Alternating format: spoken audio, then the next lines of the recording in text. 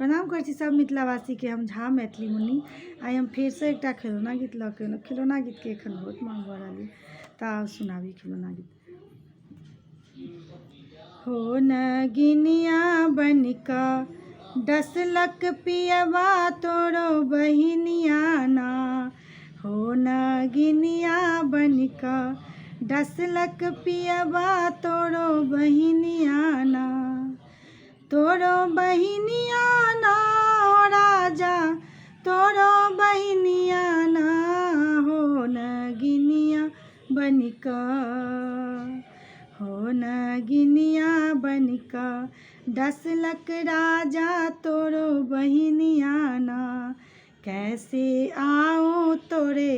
पलंग बिच ननदी देते हैं पहराना, कैसे आऊं तोरे पलंग बिच ननदी देते हैं पहराना, सास मोरा सूतल ससुर मोरा सूतल, सूतल सगरो जहान हो, सास मोरा सूतल ससुर मोरा सूतल, सूतल सगरो जहान हो, एक नहीं सूतल मोरा ननदिया, एक नहीं सूतल मोरा ननदिया, ननदी बड़ा शैतान हो नगिनिया बनिका, हो नगिनिया बनिका डसलक पियवा तोरो बहिनिया ना, कैसे आऊं तोरे पलंग बिच ननदी देते हैं पहराना,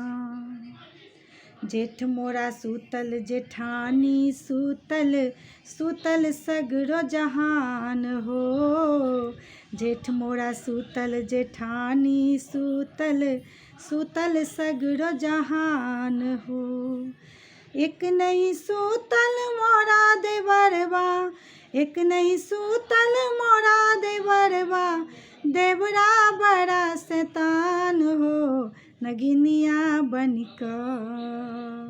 हो नगिनिया बनिका डसलक पियवा तोरो बहिनिया ना, हो नगिनिया बनिका डसलक राजा तोरो बहिनिया ना, कैसे आऊं तोरे पलंग बिच ननदी देते हैं पहराना,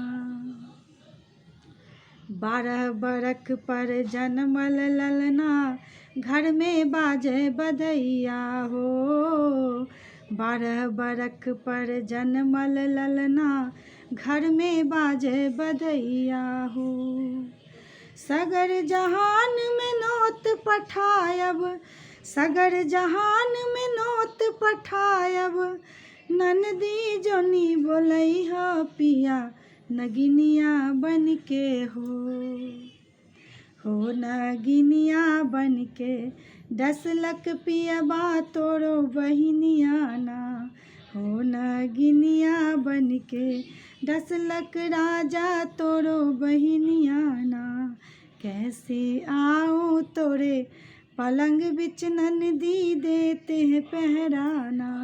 कैसे आऊं तोरे पलंग बिच ननदी देते हैं पहराना।